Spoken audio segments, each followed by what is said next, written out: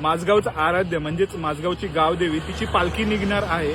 आता 9:43 झालेले आहेत, जाऊन पाहूया। त्यांचा टाइम लिमिट होता की 9:30 पर्यंतच ते वर डोंगरावर घेणार होते। तर बघा, तुम्हाला माहिती असेल मुंबई 7 बेटांची होती, तर या 7 बेटांच्या प्रत्येक बेटावर एक एक देवी आहेच। तुम्हाला माहिती असेल झाका देवी, महालक्ष्मी, मुंबादेवी वगैरे वगैरे। तर बघा, मी थोडी स्टोरी तुम्हाला सांगेनच, पण आता आपण अनुभव सुद्धा घेऊया। इतक्या भारी ठिकाणी मी पहिल्यांदाच आलो, मी पहिल्यांदाच का आलोय हा प्रश्न मोठा आहे मला।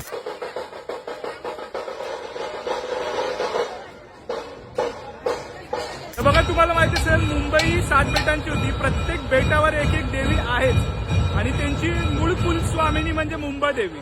असे या ज्या 7 बाया आहेत, या 7 बायांची 7 बेटं होती, त्यापैकी एक आहे माझगाव आणि माझगावची गावदेवी।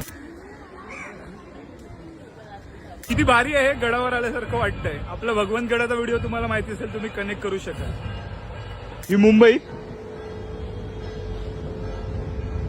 आणि या मुंबईचा गावदेवीचा डोंगर। पालखी निघाली आहे बहुतेक, वर जाऊन बघूया पालखी निघाली आहे का। ऊन आहे, पण उन्हाचा काय दाहक तर जाणवत नाही। बघा आता नाही मी रेकॉर्ड करतोय। काका, आजच काय आहे पालखी सोहळा? हा पूर्वीपासून हा 65 नाही म्हणजे हे काय तिथी वगैरे आहे का काय? नाही, असं काय नाही। चैत्र पौर्णिमेला दरवर्षी असतं ते, नवरात्र चैत्र चालू असतं ना। हा एकरेची पालखी झाल्यानंतर ही पालखी असते ओके मुंबईची। राव, अशा प्रकारची झाडी अजून पण मुंबईमध्ये शिल्लक आहे, हे बघून भारी वाटतंय।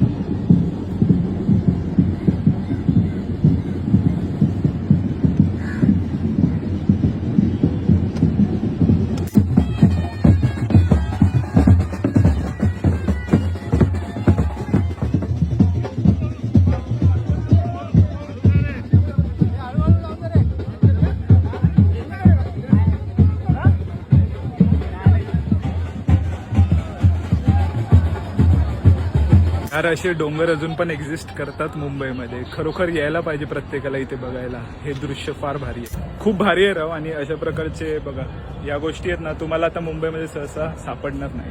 तर बघा, ही गोष्ट खूप जास्त इंटरेस्टिंग आहे की आता मी जिथे उभा आहे, म्हणजे हा जो डोंगर आहे गावदेवीचा, हा असं म्हणू शकतो आपण की मुंबईच्या निर्मितीपासून आहे। तर ही जी जागा आहे ती सर्वात प्राचीन आहे मुंबईच्या इतिहासात। तर मला वाटतं सर्व मुंबईकरांना आणि मुंबई बरोबर जे लोक नातं जोडू पाहत आहेत किंवा जोडलेलं आहे, सर्वांनी इथे आलं पाहिजे। मला थोडीशी धाप लागलेली आहे, कारण वर चढून आलो। ट्रेकिंग केलं पाहिजे माणसं।